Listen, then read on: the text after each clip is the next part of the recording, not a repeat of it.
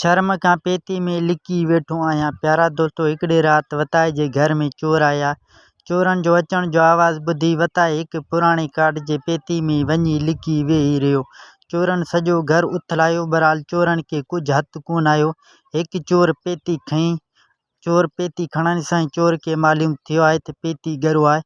सो चोर ढक उथलायो त ॾिठईं अंदरि वतायो वेठो आहे। चोरनि वताये खे ॾिसी चयो, हल भेणा, लिकी वेठो आहीं त मथां चोर सची कराइनि या मारे न विझनि। वतायो चयो, उन लाइ कोन लिकी वेठो आहियां, अलबत्ता शर्म खां अची पाण खे बंदि कयो अथमि त सॼो घर तव्हां ॻोल्हे वरितो आहे।